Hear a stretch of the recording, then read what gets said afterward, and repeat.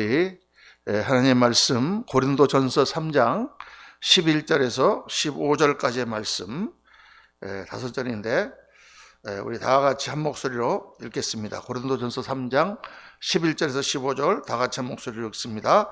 이 닦아둔 것 외에 능히 다른 터를 닦아둘 자가 없으니 이 터는 곧 예수 그리스도라. 만일 누구든지 금이나 은이나 보석이나 나무나 풀이나 지푸로 이 터 위에 세우면 각 사람의 공적이 나타날 터인데 그날이 공적을 밝히리니 이는 불로 나타내고 그 불이 각 사람의 공적이 어떠한 것을 시험할 것임이라. 만일 누구든지 그 위에 세운 공적이 그대로 있으면 상을 받고 누구든지 그 공적이 불타면 해를 받으리니 그러나 자신은 구원을 받되 불 가운데서 받은 것 같으리라. 아멘, 아멘, 아멘. 이번 부흥성에 하나님께서 말씀을 주셔서 코로나를 극복하는 믿음이라 이렇게 제목을 딱 붙였는데, 코로나를 어떻게 극복할 것인가? 무슨 제가 백신을 나눠주는 것도 아니고 무슨 치료약을 개발하는 것도 아니고, 그러나 기도하는 가운데 하나님께서 이 세상에 어떠한 일들이 일어나도 우리가 믿음의 힘으로 이길 수 있다. 이 세상적인 힘보다 더 강한 믿음의 힘이 우리를 지탱하고 있고, 그것은 세상을 이기는 것이다. 또 코로나를 이기는 것이다. 결국 코로나를 극복하는 믿음, 비결은 우리가 더 믿음 안에 강해져서 코로나가 우리에게 침범하지도 못하고 왔다가도 7길로 도망가는 그러한 믿음으로 이기는 것이다. 제가 첫날 힘에 대해서 말씀했죠. 이 세상에는 이 무력도 있고 주먹도 있고 물리적인 힘도 있지만 그보다 더 큰 것이 보이지 않는 힘입니다. 권세라는 것이 있습니다. 권세. 그렇죠. 그 다음에 정신적인 힘이 있습니다. 그 위에 영의 힘이 있다. 믿음의 힘이 있다. 하나님께서 주시는 힘이 있습니다. 그래서 우리가 성령의 능력으로, 말씀의 힘으로 하나님께 나가는 믿음으로 강해지면 세상에 어떤 것도 다 이기고 우리 육신도 극복하고 또 더 나아가서 세상적인 그러한 병도 우리가 이기고 모든 세상의 풍조에 이기고 승리하는 역사가 나타나게 될 줄로 믿습니다. 이 말씀을 쭉 준비하다가 주일날 이 말씀을 불시험을 이기는 믿음이라 이렇게 제목을 잡았습니다. 시험. 이 오늘 원래 이 고린도전서에 나오는 이 3장의 말씀은 이 시험에 대하여 말씀하시면 특별히 교회에 대하여 하신 말씀이에요. 교회에 대하여 쭉 말씀하시는 가운데 교회가 불시험을 당하고 어려움을 당할 때 그때 어떻게 이길 것인가. 그런데 그 말씀 가운데는 교회가 이기는 것뿐만 아니라 우리 한 사람 한 사람이 시험을 당할 때, 어려운 시험을 당할 때 그때 어떻게 이길 것인가 하는 말씀이 같이 나와 있는 것이죠. 믿음의 공력이라 이렇게 말씀을 합니다. 이 공력이라는 말이 공적이라 이렇게 새로 번역이 되어 있는데, 영어 성경에는 work라는 것은 작품이란 뜻입니다. 작품. 믿음의 작품. 우리가 어떤 일을 할 때 그 모든 열심히 일을 하면 그림을 그린다 그러면 그림을 그리고 난 다음에 작품이 나오잖아요. 우리가 열심히 연습을 하고 나면 음악을 하시는 분들은 음악을 할 때 연주를 하면 그 사람의 작품이 나온단 말이죠. 우리가 어떤 일을 뭐든지 하면 그거에 따라서 어떤 결과가 나오지 않습니까? 그거를 말씀하는 거예요. 그러니까 우리가 하나님 앞에 믿음의 삶을 산다고 하면 그 믿음의 삶의 모습이, 우리들의 어떤 모양이, 그거에 따른 어떤 결과가 나타날 것이다 그 말이죠. 그런 결과에 대해서 하나님께서 심판하신다, 판단하신다, 시험을 통해서 그것을 평가하신다, 그런 뜻이죠. 신앙이라는 건 궁극적으로 믿음의 작품을 남기는 것입니다. 우리 일생을 살아가면서 일생 동안 여러 가지 일도 있고 넘어질 때도 있고 다시 일어날 때도 있고 또 약해졌을 때 또 강해졌을 때 이러쿵저러쿵 여러 가지 많은 일들을 겪으면서 우리가 한평생을 살아가는데, 결국 우리가 우리 인생을 다 마치고 주님 앞에 가면 주님께서 우리의 인생을 다 보시고 네가 어떤 작품을 남겼느냐, 그런 과정을 통해서 너는 어떤 사람이 되었느냐, 너는 어떤 일을 했느냐, 그런 작품을 가지고 우리가 가는 것이죠. 그것을 평가한다고 주님께서 여러 가지로 말씀하셨습니다. 달란트의 비유를 통해서 어떤 사람에게는 2달란트, 어떤 사람에게는 5달란트, 어떤 사람에게 1달란트를 줬는데 그들이 그 달란트를 갖고 뭐를 남겼는지 주인이 돌아와서 계산한다. 또 어떤 주인이 여러 종들에게 다 문화를 나눠줬는데 그 문화, 똑같이 다 받은 한 문화를 가지고, 그 똑같이 받은 은혜를 가지고, 똑같이 받은 생명을 가지고 어떤 사람은 어떤 인생을 살았는가, 어떤 신앙의 삶을 살았는가 다 평가하신다고 말이에요. 평가가 없다 그러면 뭐 대충 아무렇게나 살면 어때? 나중에 그런 하나님의 심판이 없다 그러면 뭐 엉망으로 대충 살다가 죽는다고 해서 뭐 누가 뭐 내 인생 내가 사는데 누가 뭐라 그럴 거예요? 내 마음대로 사는 거지. 아멘입니까? 이럴 때는 아멘하면 안 되지. 뭔 아멘이 아니야. 노멘. 아무렇게 살면 안 되지. 그런데 이걸 다 하고 나서 딱 평가하시는 분이 있단 말이에요. 인생에 대해서 너 어떤 인생을 살았느냐. 그걸 생각하면 마음에 두려움이 안 생길 수가 없죠. 그러면 우리가 어떻게 해야 돼요? 잘 살아야지. 아름답게, 건강하게, 멋있게 하나님께 영광 돌리는 삶을 살아야지. 그리고 주님 앞에 갔을 때 잘하였도다 착하고 충성스러워 칭찬 들어야 돼. 예수 믿는 사람은 믿음, 소망, 사랑 이 소망을 가지고 살아가는 사람들로 믿습니다. 이게 분명한 거예요, 여러분. 이 세상의 풍조 대충 살다가 아무렇게나 내 마음대로 살면 되지. 이거 잘못된 생각이죠. 그렇게 살면 안 되는 거죠. 우리가 한 번밖에 없는 인생인데 두 번이나 있으면 한 번은 그렇게 살아보고 그 다음번 인생은 그게 아니었구나 하고 살아볼 텐데 우리 인생은 한 번밖에 기회가 없다고 말이에요. 한 번밖에. 하나님의 말씀 잘 깨닫고 정말 진리를 발견하고 그 가운데서 하나님이 기뻐하시는 최고의 인생을 살아가야 될 줄로 믿습니다. 그런데 그 아름다운 작품을 남기기 위해서 하나님은 그 중간에 우리의 믿음을 테스트하신다. 시험을 주신다.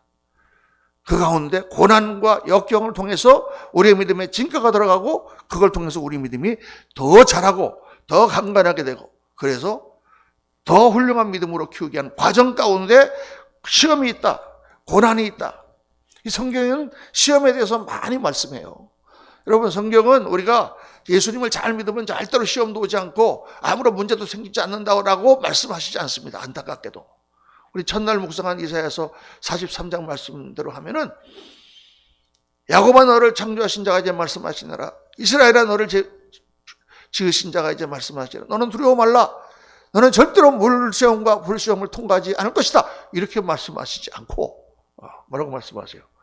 네가 물 가운데로 지나갈지라도 물이 너를 함몰치 못할 것이며 내가 불 가운데 지날지라도 불이 너를 사르지 못하리니 너는 내 것이라 내가 너를 지명하고 불렀나니 너는 내 것이라 이렇게 말씀한단 말이에요. 그러니까 믿는 사람도 물 가운데 지나가고 불 가운데 지나간다 그 말이에요. 다 똑같이 이 세상을 살아가면서 예수 믿으면 절대 어려움이 오지 않습니다. 그런 말은 없어요 성경에요. 그러니까 성경의 시험에 대해서 많이 말씀하고 있습니다. 너희가 시험을 만나거든 너희는 온전히 기뻐하라. 왜?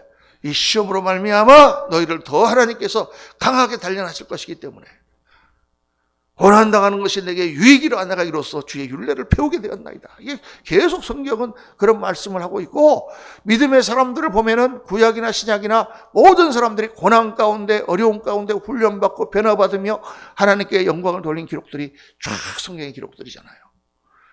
그러니까 우리 믿는 사람들은 첫째로 고난을 두려워하면 안 돼요. 고난은 올 수 있어. 그러나 두려워하는 게 아니라 우리는 믿음으로 능히 이긴다. 그런 자신과 확신을 가지고 믿음 가운데 싸워 이겨나가야 될 줄로 믿습니다. 하나님께서는 우리에게 이런 불시험을 허락하신다고 말이죠. 이것은 일종의 모의고사와 같은 것이다 이렇게 보면 돼요. 우리의 공적을 시험합니다. 그래서 이게 정말 튼튼한가 아닌가를 평가할 뿐만 아니라 그거를 통해서 우리의 믿음을 더욱더 강하게 만들어주시는 과정이다. 내 믿음이 진짜인가? 정말 내 사랑이 진짜 사랑인가? 정말 내가 하나님께 섬기는 섬김이 정말 주를 위한 헌신인가 하는 것들이 뭐를 통해서 밝혀진다? 시험을 통해서 밝혀진다. 옥석을 통해서. 그래서 이 성경이 말하는 불시험이라고 말하는 것은 혹독한 시험이라는 뜻이에요.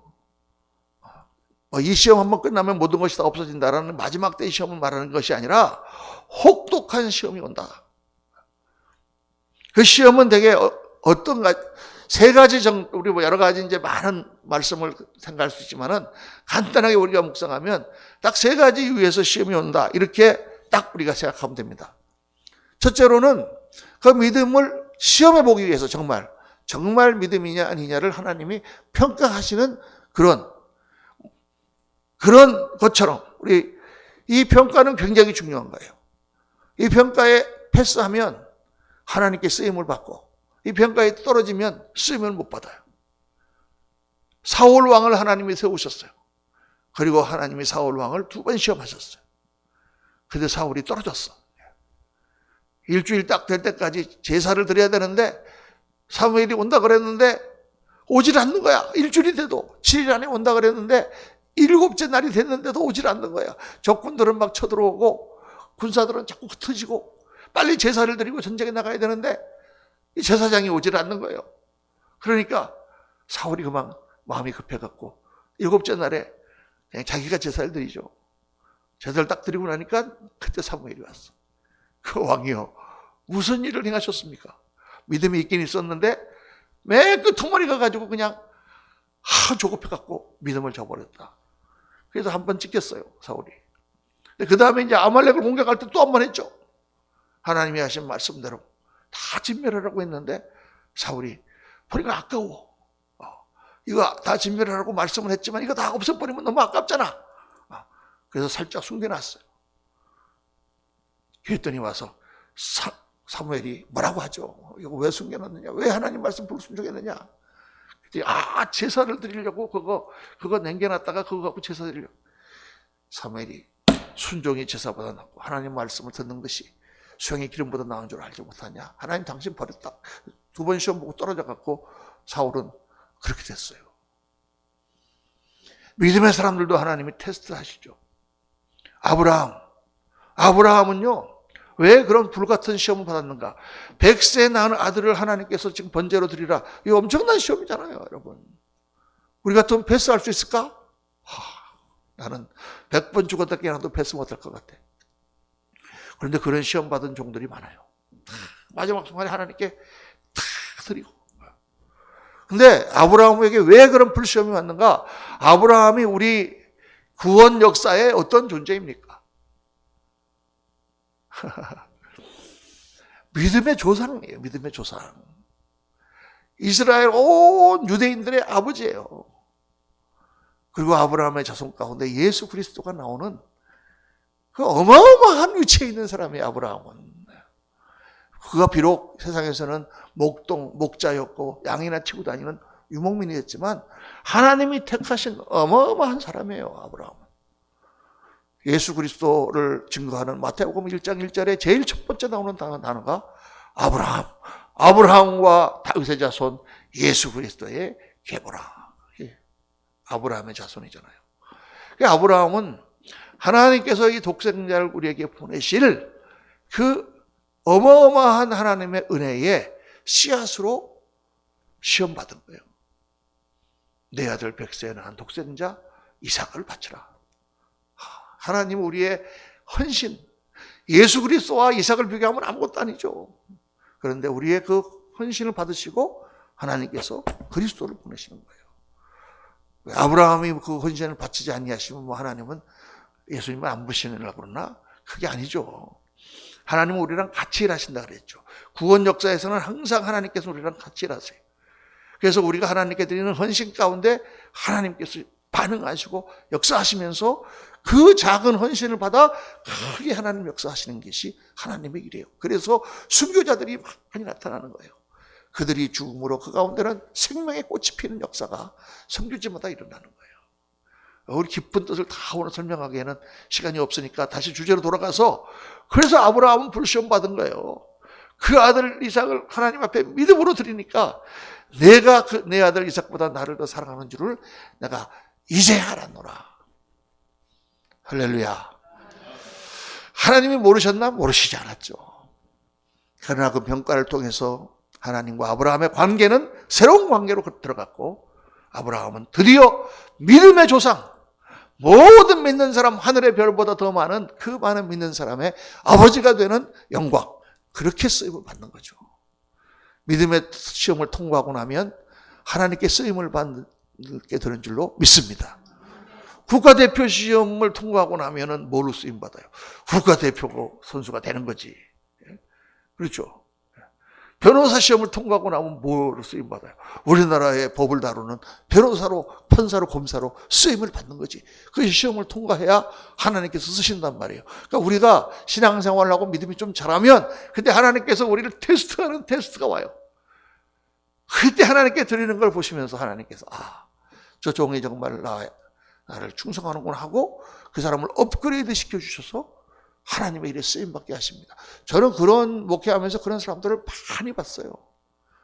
정말 한국에서 이렇게 공부도 제대로 하지 않고 뭐 선원같이 그렇게 별의별 험한 일을 당하다가 미국에 들어왔는데 뭐 갖고 들어왔느냐? 선원 비자 가지고 들어와. 선원 비자. 선원 비자라는 게 뭐냐면 그 비자가 아니죠. 임시 비자인데 원양어선이나 이런 배를 타는 사람이 한국에 정박하면 그래도 육지에 한번 내려가지고 뭐 목욕이라도 하고 뭐 이렇게 한 3일 동안 내주는 비자인데 그건 절대 도망가면 안 되는데 그거 받아갖고 도망갔어. 아마 뒤에 뭐 이제 그 배라 선장이 당할 뭐 이건 다 버리고 도망갔어. 그래가지고 이제 완전 무서류, 완전 뭐 그런 사람이죠. 그런 청년이죠. 그런 사람들이 있었어요. 제 교회에. 뉴욕에서 목회할 때.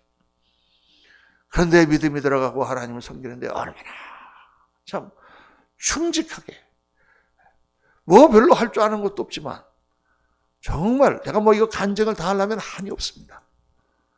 그런데 하나님은 그거 하나하나를 잊어버리지 않으시더라고요. 그걸 다 아세요. 이제 과정이 겪으면서 그 고난을 겪으면서 그 사람은 지금 장로가 됐습니다. 부인은 큰 그 노인 요양원의 원장이 되고 아이들은 너무 공부를 잘하고 정말 하나님께서 훌륭하게 쓰세요, 여러분. 그 시험이 꼭 옵니다. 그때 꼭 그걸 통과해야 될 줄로 믿습니다. 왜냐? 그때 진가가 드러나거든. 제가 항상 말씀하잖아요. 친구가 어떤 때 친구예요? 어려울 때 친구야. 죽을 때 돈 많을 때 자기랑 좋아하고 따라다니던 사람들은 내가 고생하고 어려울 때 다 도망가 버리면 그건 친구가 아니에요. 근데 내가 어려울 때 같이 와서 옆에서 도와주는 사람이 친구죠. 부부의 사랑이 언제 나타나요? 어려울 때 나타난다니까. 교회를 정말 사랑하는 건 언제 나타나느냐? 교회가 어려울 때. 우리가 이게 살다 보면 여러 가지 시험을 만납니다. 봉사하다 보면 사람과 부딪히기도 하고 내 마음에 맞지 않는 그런 일도 보고 어떤 때는 또 목사님 말씀이 이상하게 내 마음에 저 나를 두고 하는 말 같은데 굉장히 시험 들어가지고 또 그러시는 분들도 있어요. 제가 하는 모든 말씀은 여러분들을 위해 하는 말씀이죠. 할렐루야. 근데 그 나 들으라고 한 얘기죠? 그러더라고. 정말. 그래서 저는 항상 버릇이 있어요. 어떤 사람한테 이렇게 그 사람에 대해서 사실 관계가 되는 이야기 같으면 이쪽을 쳐다보고 얘기해. 혹시 그쪽을 쳐다보고 얘기했다가 엄청 시험이 들까봐. 한국에는 좀 그런 분이 없는데 미국에는요 그런 성도가 많아요. 그래가지고 딱 끝나고 저 앞에서 인사하는데 딱 인상 묵 쓰면서 목사님과 아까 나들으라고 한 얘기죠? 딱 그러는 거야. 내가 그래서 그럼 뭐 내가 당신 들으라고 한 얘기지 누구 들으라고 했겠냐. 내가 근데 그런 경우도 있잖아요. 목사님 마음에 시험이 들기도 하고 또 뭐 여러 가지 시험이 듭니다. 그러나 그 시험들을 우리가 믿음으로 주님 바라보고 이겨나가면 어떻게 돼요? 하나님께서 우리를 연다. 그 과정을 통해서 우리를 평가하시고 우리를 더 귀하게 쓰는 종으로 만드시는 것입니다. 둘째로 하나님은 믿음을 단련하시기 위해서, 우리의 믿음을 단련하시기 위해서 모의고사를 시험을 계속 학교에서 보지 않습니까? 우리 수능 시험 같은 거는 며칠 전에 있었지만 그거는 마지막 시험이나 마찬가지예요. 그거 잘 보면은 좋은 성적 맞아갖고 안 가고 그거 보면 떨어지는 거죠. 근데 그 전에 그걸 보기 위해서 모의고사를 많이 봅니다. 그건 뭐예요? 시험을 한번 볼 때마다 우리 실력이 늘어. 시험 보는 것 자체도 그렇지만 그것을 준비하기 위해서 공부하고 연구하고 하는 가운데 자꾸 실력이 늘잖아요. 그러니까 계속 모의고사를 보는 거죠. 그러니까 우리 그 성도님들이 당하는 대부분의 고난과 어려움은 거의 이거예요. 거의 한 80%가 믿음을 단련하시기 위하여 생기는 그러한 고난들이다. 그렇게 생각하면 돼요. 이 믿음의 고난을 당하면 그거를 이겨나가면 어떻게 되느냐? 그거는 우리에게 굉장한 실력을 키우는 그런 과정이다. 저의 경우도 마찬가지예요, 여러분. 저는 처음에 목사가 되기 전에 신학교를 가고 싶은 마음이 많이 생기는데 뭐 옆에서 반대도 많이 하지만은 제일 큰 거는 나 자신이 나를 볼 때 내가 목사가 하는 거예요. 야, 내가 목사가 될 수 있을까? 우리 담임 목사님이 충청도 분이셨는데 그분이 그래도 연세대학교를 졸업하신 분이 한국 감신을 나와서 목사를 하시는 분이에요. 그 목사님 아버님도 교장 선생님이었고 참 훌륭하신 남학교 목사님이라는 분이었는데 이분의 가장 큰 단점은 제가 얘기한 장점이 뭐냐? 참을성이에요. 참을성. 그런데 그때 우리 미국 스테이튼 아일랜드에 있던 교회가 얼마나 하여간 이상한 교회였는지 보통 재직회를 한번 했다 그러면은 최소한도 4시간에서 5시간이. 그래야 그때는 주일 저녁 예배가 있었거든요. 저녁 예배가. 그러면 예배를 마치고 점심을 먹고 나서 한 1시 반쯤 시작하면은 저녁 예배가 될 때야 재직회가 끝나. 뭔 말들이 이렇게 많은지. 그런데 그 중에는 아주 야비한 말도 많아요. 어떤 집사들이 일어나고 뭐 목사님에 대해서 뭐 그냥 야비한 얘기. 내가 옆에서 같은 집사로 듣는데 그냥 좀 패주고 싶어 저거 데리고 나가가지고 저거. 나이가 다 많으니까 내가 참고 있지. 제가 또 어제 간증했지만 제가 싸움을 잘 못하잖아요. 그래서 뭐 그러나 마음은 그랬다 그만 내가. 뭐 저런 게 다 있어. 그런데 제가 그때 은혜를 많이 받아가지고 교회에서 봉사하니까 월요일 날 나가서 월요일 날은 이제 목사님 쉬시는 날이니까 내가 가서 사무도 보고 교회당도 지키고 뭐 그러면서 나가서 일을 하는데 그날따라 목사님이 오셨어요. 그래서 안녕하세요 목사님 그랬더니 오셨고 문집사 수고하네 그래서 제가 그랬어요. 지난 목사님 어제 너무 힘드셨죠. 그렇게 못된 사람들이 정말 목사님 힘드셨죠 그랬더니 우리 목사님 뭐라고 그러시냐면 괜찮아. 나는 아무도 미운 사람이 없어. 그래서 그때 순간적으로 생각했습니다. 우리 목사님은 위선자시로구나. 위선자가 아니고서요. 어떻게 어제 같은 상황을 만나고 아무도 미운 사람이 없다고 그렇게 말씀하시나. 그런데 제가 나중에 목회를 해보니까 그렇더라니까요. 아버지가 돼보니까 부모의 심정을 하는 거예요. 목회를 해보니까 정말 미운 사람이 없어요. 다 불쌍하지. 근데 그때는 그 목사님이 그걸 들으면서 충격을 받았어요, 제가. 우리 목사님은 저렇게 참을성이 많으신데도 이렇게 목회를 참 성도는 많지만 헤매고 계신데 나는 저 참을성에 비하면 정말 신들배를 불게도 감당치 않아. 내가 어떻게 목사가 될 수 있을 것인가. 막 이런 거 생각하니까 막 좌절이 오는 거예요. 그래서 나는 목회는 못할 거다. 나는 그저 그냥 신학교 졸업하면 행정 목사가 돼가지고 어느 교회 부목사로 가서 그냥 평생 뭐 그림이나 그려주고 뭐 이런 거 PPT나 띄우고 이런 거 해갖고 그냥 이렇게 하려고 생각하고 신학교 들어갔어요. 사실은요. 여러분 믿거나 말거나 나는 그랬다고 말이에요. 그런데 이제 신학교 하면서 전도사를 하면서 점점 사람들이 저를 인정하기 시작하는. 전도사님 너무 말씀을 좋다는 거예요. 그래서 목사님은 교육 목회를 하셔야 된다. 이렇게 자꾸 이렇게 얘기를 하니까 정말 보니까 좀 그런 게 있는 것 같아. 그런데 하나님께서 그냥 덜컥 신학교 다니던 중간에 3학년 때 개척을 시키셔가지고 나도 모르게 개척했지 알았으면 절대 안 했을 텐데 그냥 나도 뭣도 모르게 그냥 들어가가지고 개척 목회를 하면서 그렇게 목회자가 시작됐습니다. 그러니까 얼마나 나 자신에 대한 이게 힘이 많이 들겠어요. 이게 인격이라든가 모든 면에서 갖춰지지 않은 젊은 전도사로 제가 1년 반을 목회를 했어요, 여러분. 개척 목회를 하면서.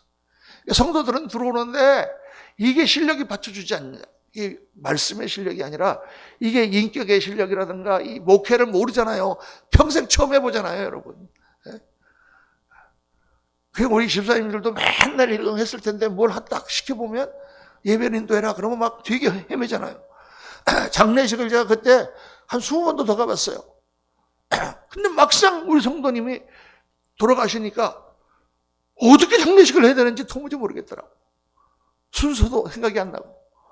그 선배 목사님한테 전화 걸어가지고 어떻게 하죠? 뭐 했더니 다 가르쳐 주셔. 그래서 그렇게 겨우겨우 그렇게 하면서 목회를 해나가니까 목회에 자신 있겠어요? 없겠어요? 이거 뭐 내가 하는 게 목회인지 뭔지 이게 어떻게 하나님께서 저를 변화시켜 주셨느냐? 연단을 주시는 거예요. 연단을 계속. 작은 연단부터 전도사 할 때부터 그냥 연단. 아이고, 지금 생각해보면은 말로 다 할 수 없는 연단. 한 번은 그냥 그 지하실에서 예배 드리는데 새벽 기도 갔더니 물이 허리까지 차 있네.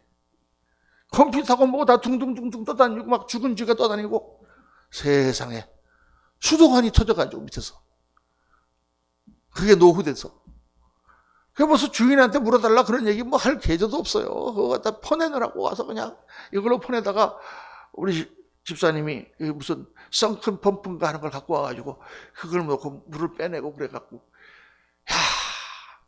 한 번은 그 지하실에 또 도둑이 들어와가지고 그냥 카피머신이고 뭐고 다 훔쳐가고 정말 목회를 못하겠더라니까. 우리 성도님들이 막 어려움을 당하는데 내 마음이 무너지고 그런 연단을 하나씩 하나씩 겪으면서 하나님께서 저를 더 강하고 더 담대하고 더 정말 목회를 감당할 수 있는 그릇으로 만들어 가시더라니까요. 저는 그거를 너무 잘 압니다. 우리 후배 목사님들에도 항상 제가 말씀합니다. 목회는 훈련이다. 목회는 훈련이다.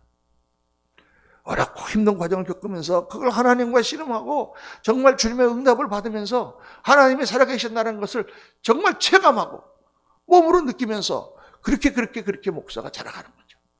정말 큰 불시험을 만나가지고 이제는 목회를 못하겠다 싶을 그때 하나님께서 말씀을 주시고 가운데 기도하면서 믿음으로 그 낭망을 이기고 다 포기하고 싶은데 이제는 다 끝이로구나 그럴 때 그때 정말 저 밑에서부터 올라오는 그 조그만 믿음을 붙들고 정말 엘리야의 기도 가운데 7번을 가서 기도했는데 아무것도 쨍쨍한 날 아무것도 나타나지 않는데 저 멀리 바다에서 손바닥만한 구름이 올라옵니다. 엘리야가 이제 하나님 역사하신다. 비를 준비하라. 큰 비를 준비하라. 말한 것처럼 그 조그만 게 올라오는 걸 붙들고 하나님 막 키우는 거예요. 여러분 한번 따라합시다. 믿음은 일으키는 것이다. 오늘 성도님들이 그냥 기도하면서 하나님 믿음을 주시옵소서 그러는데 물론 뭐 그렇게 기도를 한다고 틀렸다 이런 거는 없어요. 근데 정확하게 얘기하면 하나님이 믿음을 그냥 주시는 게 아니야. 내가 그냥 믿음도 하나도 없는데 어느 날 하나님 갑자기 꽉 믿음 주셔가지고 갑자기 막 믿음의 사람이 돼서 할렐루야 막 이러는 게 아니다 그 말이에요. 믿음이 우리는 다 작아. 그런데 이 작은 믿음을 계속 기도하고 하나님의 말씀을 붙들고 연단하는 가운데 믿음이 커져간다는 거예요. 그래서 믿음을 어제도 말씀드렸지만 역기를 드는 것 같다. 역기를 드는 것 같다. 우리 박 집사님이 태권도 관장이시지만 여러분 처음부터 태권도 유단자가 됩니까? 처음에는 아무것도 할 줄 모르고 발차도 요만큼밖에 안 올라가고 그러나 자꾸 훈련받고 연습하고 강한 사람과 대련하여 싸우고 그 가운데 점점 커져서 나중에는 고수가 되는 거죠. 그러니까 믿음은 그렇게 하나님께서 훈련시키시는 거예요. 그 과정을 쫙 겪으면서 정말 나중에는 담대하게 되고 하나님께서 믿음의 힘만 키워주실 뿐만 아니라 우리의 정신적인 모든 부분에서 뛰어나게 하셔서 통찰력이 딱 생기고 어떤 일을 보면 딱 판단이 되고 성도님들이 젊었을 때는 무슨 큰 일 하나가 터지면 막 어쩔 줄 모르고 막 이리저리 뛰고 막 이렇게 난리를 치는데 목회를 좀 그래도 쭉 하고 믿음에 훈련되고 나니까 큰 일이 나도 뭐 세상 말로 산전수전 공중전 다 겪고 나니까 그까지가 별 문제가 아니야. 다 보여. 할렐루야. 보인다는 게 중요합니다, 여러분. 제가 볼 때 지도자는 뭐냐? 볼 줄 아는 사람이에요. 다 앞에서 지금 산이 있으면 그 산 때문에 이렇게 가고 있을 때 지도자는 그 산을 돌아가면 그 뒤에 물이 있다는 걸 보는 사람이에요. 그래서 사람들에게 여러분 힘내라. 여기 넘어가면은 물이 있다. 그 소망을 갖게 해서 그 무리를 이끌고 그걸 건너가는 거죠. 모세를 보세요, 여러분. 정치를 보세요. 다 그런 거거든요. 그러니까 지도자들은 비전을 제시하고 사람들에게 희망과 꿈을 가지고 정말 지도자와 함께 하나가 돼서 그 일을 감당할 수 있게 그런 길을 인도하는 인도자. 그게 지도자죠. 그런 힘을 하나님께서 키워주신단 말이에요. 할렐루야. 어떤 때는 정말 사람에게 시험이 들어가지고 다 하나님께 기도할 때 하나님께서 음성을 들려주세요. 우리 같은 동역자가 있는데 다 동역자가 내가 볼 때 부족해. 어떡하지? 기도하는데 하나님께서 다 기도 가운데 음성을 들려주셔. 야, 너 형제가 있으면 형제가 하나 못났다고 버리고 가냐? 끝까지 같이 가는 거지. 그 사람이 부족한 것 같아도 끝까지 같이 가는 게 목회야. 그 사람은 내 형제야. 그걸 딱 받고 나니까 마음이 확 풀어졌어요. 정말 부족하고 그런 게 있지만 그 사람을 끌어안고 같이 갈 때 그 하나님이 그 사람을 크게 쓰시는 거예요. 내가 할 수 없는 많은 것을 그 사람을 통해서 일하시는 걸 보여주시고 지금까지도 친구입니다. 할렐루야. 내년도에 한국에 들어오겠대요. 그러면서 저한테 목사님 교회 나가도 되죠? 그래서 할렐루야 물론이죠. 야, 참 얼마나 귀한. 그런 모든 음성과 하나님의 깨달음을 기도를 통하여 하나님 다 가르쳐 주시고 그 가운데 연단하시면서 우리를 변화시켜 주시는 것이죠. 세 번째로 불시험은 뭐가 있느냐? 마귀의 공격이 있습니다. 이 마귀의 공격은 우리를 넘어뜨리기 위해서 하는 공격이에요. 아까 거는 우리를 훈련시키기 위해 하나님이 하는 공격이지만은 이거는 마귀의 공격이 불시험이 있어요. 어디 가갖고 정말 전도를 하다가 핍박을 당하거나 아니면 순교를 하거나 공격이죠. 그러나 목숨을 잃지만은 그 사람이 그 헌신을 통하여 하나님의 역사는 계속 남아있는 거죠. 그 사람은 하늘나라 가서 상을 받고 악한 병이 몰려왔다. 그 병 마귀가 주는 거죠. 그러나 그 가운데 우리가 승리해야 됩니다. 때로는 육체가 져서 우리가 그 병 때문에 죽을 수도 있지만은 그러나 육신은 사탄이 가져갈지 몰라도 어떻게 했어요? 영은 하나님 옆에 승리하는. 그래서 이제 병이 걸려서 우리가 여러 가지로 하나님께 영광 돌려드리는 역사가 있습니다. 우선 병이 나음으로 사람들에게 암이 걸렸다 그랬는데 기도했더니 암이 나았다. 할렐루야. 일차적으로 하나님께 영광 돌려드리죠. 그러나 두 번째는 병에 걸렸지만 그 병 가운데 그 사람이 예수님을 믿게 됐다. 예수님을 믿지 않았던 사람인데 저는 그런 경우를 많이 봤습니다. 제가 이제 뉴욕에서 목회하다가 감독을 하고 그 다음에 이제 기도하다가 샌프란시스코로 오게 됐어요. 그 교회로 오게 됐는데 그 샌프란시스코 교회는 제가 고등학교 다닐 때 아주 친한 친구가 살아요. 형제 같은 친구가 살았는데 다 연락도 끊어지고 그랬어요. 그랬는데 우리 그 집사님에게 한번 제가 물어봤어요. 제가 이러이러한 친구가 있는데 코스염 기르고 다니는 친구인데 혹시 아냐 했더니 알 것 같대. 뭐 이게 이민사회라는 게 아무리 넓게 살아도 좁으니까 알 것 같은데 그분 동생이 우리 교회에 나오는 것 같은데 가보니까 진짜 동생이야. 옛날에 제가 걔네 집에 놀러 갔을 때 걔 중학생이었거든요. 우리 고등학교 때. 그런데 걔가요 운동도 잘하고 몸이 그냥 이게 꿀떡꿀떡 이거 뭐 골프도 잘 치고 뭐 이런데 암이 걸려가지고 대장암이 퍼져서 폐암으로 전신에 퍼져가지고 죽기 일보 직전이요. 교회는 어떻게 하냐? 교회는 이름만 걸어놨지 1년에 한 번 나올까 말까 한대. 믿음이 전혀 없어요. 그래갖고 제가 처음으로 거기 그 교회에 가자마자 첫 번째로 제가 그 집을 신방했습니다. 신방을 딱 해서 제가 쭉 그 얘기를 하니까 형 형 그래가 형 그래서 그래 통째로 아내가 그러더니 형 말로 오세요. 야 내가 옛날 같으면 말로 했지만 지금은 성도님인데 내가 어떻게 말을 놓겠냐. 내가 그때 딱 말씀을 전했습니다. 하나님께서 내가 사실은 그때 한국에 들어오려고 했는데 전혀 뜻하지 않게 마치 바울을 아시아에서 선교행을 맡고 유럽으로 들어가게 하신 것처럼 가다가 하나님께서 비행기 딱 떨어뜨려 갖고 이 샌프란시스코가 처음 내가 와본 동네로 하나님 오게 하셨다. 내가 왜 오게 하셨는가 봤더니 너 때문이네. 너 예수님도 안 믿고 교회를 안 다닌다며. 내가 어떻게 니네 형 친구가 이렇게 와서 여기서 목회를 하게 되고 네가 그 교회에 등록한 성도인지 누가 알았겠냐. 너 하나님을 믿고 영접해라. 그 자리에서 무릎 꿇고 제가 예수님 믿겠습니다. 할렐루야. 그래서 안수기도 해주고 그로부터 한 6개월 정말 투병하면서도 그 몸을 해가지고 교회에 나와서 예배드리고 하나님께 기도하고 그렇게 하다가 하나로 갔습니다. 할렐루야. 비록 그 병을 이기지 못하고 낫지는 않았지만 그러나 그걸 통해서 그 영혼이 구원받고 정말 아름다운 그런 모습으로 하나님께 간 줄로 믿습니다. 어떤 분은 신앙생활을 오래 하고 나이 들어서 돌아가세요. 우리 사람 다 늙으면 죽는 거죠. 그거 뭐 예수 이름으로 기도한다고 다 낫습니까? 그렇진 않죠.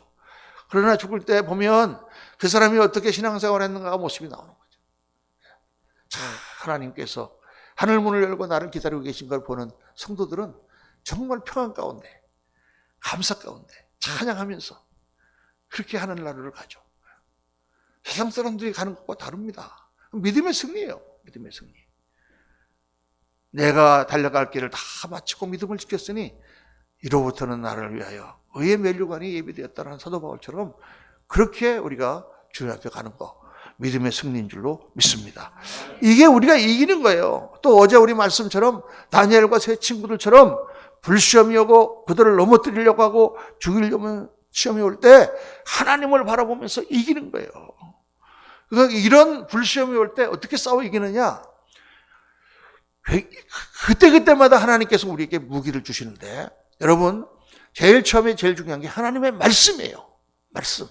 하나님의 말씀을 많이 외우세요. 암송하는 것은 굉장히 도움이 됩니다. 왜냐? 하나님의 말씀을 외우고 있으면은 정말 필요할 때 그 말씀이 딱 떠올라요. 그러니까 이 마귀가 우리를 공격하는 것 중에 하나가 뭐냐면 디프레션을 주는 거거든요. 좌절감. 좌절감이 그냥 하다가 안 됐네 실망하는 정도가 아니라 이게 심하게 밀려오면은 우울증. 심리학에서 얘기하는 우울증. 디프레션. 아무것도 할 수가 없어. 몸도 움직일 수가 없어. 육신까지도 제어해. 그래갖고 나중에는 자살해요. 마귀의 공격입니다, 여러분 이거는. 그 마귀가 계속 나한테 너는 안 된다. 네가 무슨 목사냐. 너 같은 것이 무슨 강단 설교하냐. 계속 공격해요. 마귀의 참소. 목사라고 해서 실수 안 할 때가 안 하겠습니까? 실수하죠. 그러고 나면은 그 다음 날 새벽에 어떻게 내가 뻔뻔하게 말씀을 전하겠어요. 사람들이 모르니까 그냥 말씀 듣고 있는 거지. 하나님은 다 보셨는데. 어떻게가 설 수 있냐고 말이에요. 근데 하나님 앞에 회개하고 기도하면 할렐루야. 주 예수의 보혈이 우리를 깨끗하게 하신 줄로 믿습니다. 그래서 그 다음에 중요한 게 예수님의 보혈이에요. 첫날 우리가 말씀 나눈 게 뭐예요? 너는 내 것이라. 우리가 하나님의 것인데 우리가 왜 하나님의 것이 되느냐? 예수의 보혈로 우리가 씻김을 받았기 때문이야. 그러니까 우리가 아무리 죄를 짓고 아무리 낭망한 곳에 가도 예수님의 보혈을 붙들면 그 보혈이 우리를 씻어주시고 다시 은혜의 보좌 앞으로 담대하게 나가게 하시는 줄로 믿습니다. 이게 중요한 거예요, 여러분. 왜 평상시에는 별로 안 중요한데 그렇게 낙담되고 할 때는 이게 중요한 거예요. 예수님의 보혈이 딱 나타나면 마귀가 맥을 못 쳐요. 정말 그렇습니다. 우리가 찬송 중에 주의 보혈 능력이 있도다 주의 피 믿으오 이 찬송 있잖아. 정말 능력이 있어요. 악한 영이 여러분 제가 그런 간증 한번 했죠. 교회에 나오는 사람 중에 귀신 들린 것 같은 사람이 있습니다. 그래갖고 그 집에 신방해갖고 보혈 찬송 부르니까 막 어쩔 줄 모르는 거예요. 이 사람이. 그 찬송 좀 부르지 말래. 딴 찬송 부르라고. 그 찬송 부르지 마. 무슨 찬송인데. 예수님의 보혈. 그래서 기도하는 가운데 하나님 말씀 주시는 거예요. 요한일서 1장 9절 말씀. 우리가 우리 죄를 자백하면 저는 미쁘시고 우러우사 우리 죄를 사하시며 모든 불의에서 우리를 깨끗게 하실 것이요. 할렐루야. 내가 이렇게 참 어제 양 목사 같지 않게 그렇게 막 화도 내고 내가 그랬지만 내가 하나님께 자복하고 회개하니 하나님께서 내 죄를 사시고 모든 불의에서 깨끗게 하실 것이다. 그 말씀을 붙들고 담대하게 또 강단에 서는 거죠. 그게 계속 하나님께서 그런 마귀의 공격을, 이 디프레션에 한번 빠지면 헤어나오기가 힘들어요, 여러분.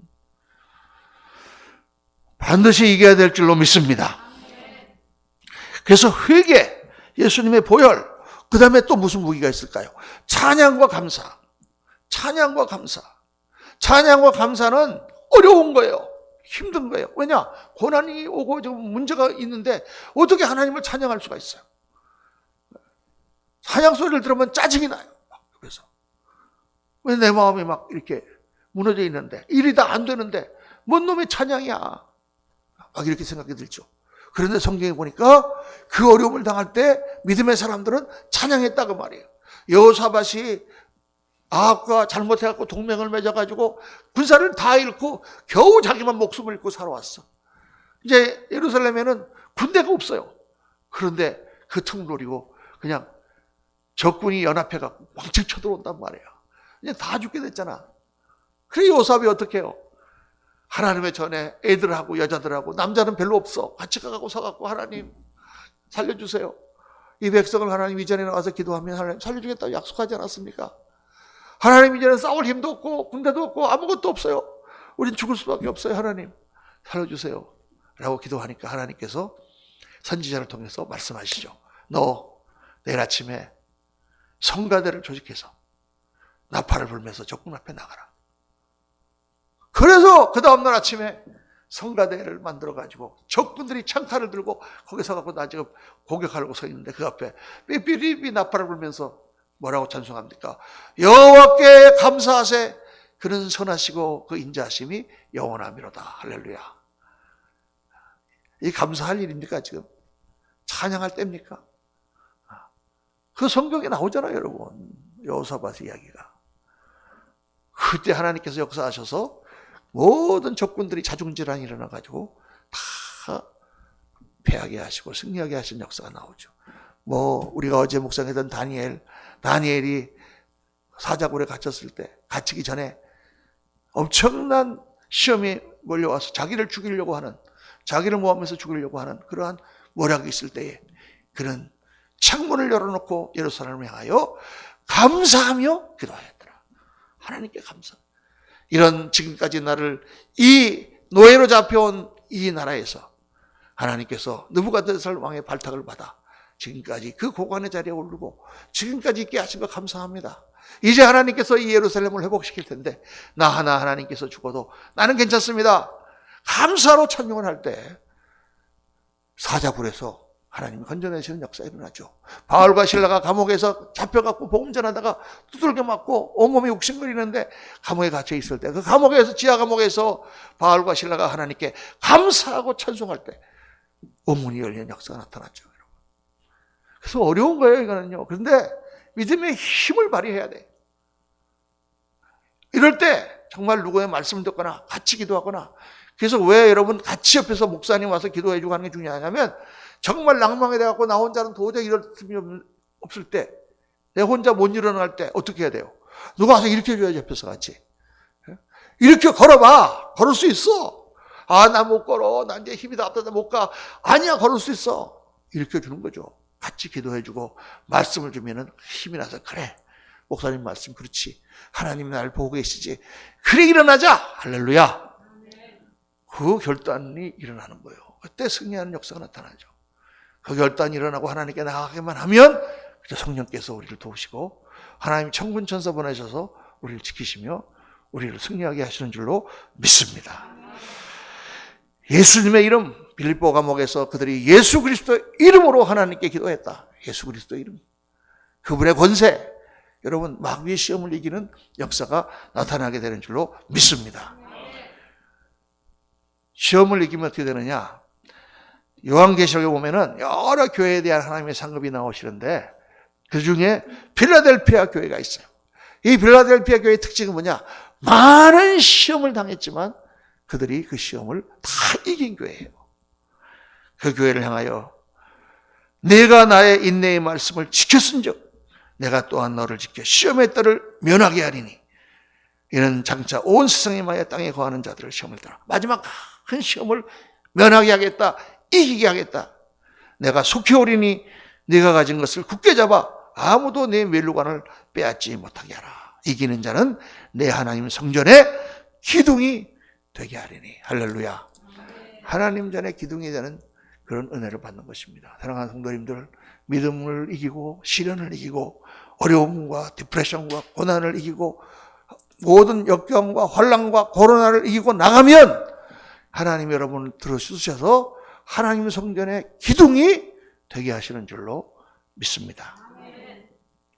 오늘 말씀을 묵상하면서 어려움과 시험이 오고 시련 가운데 있는 성도님들이요, 절대 기운을 잃지 마시고 예수 그리스도를 믿는 믿음을 굳게 붙들고 예수님의 보혈과 십자가의 능력으로 모든 일에 승리하셔서 하나님 나라 성전의 기둥이 되시는 귀한 은혜를 받으시기를 예수님 이름으로 축원합니다.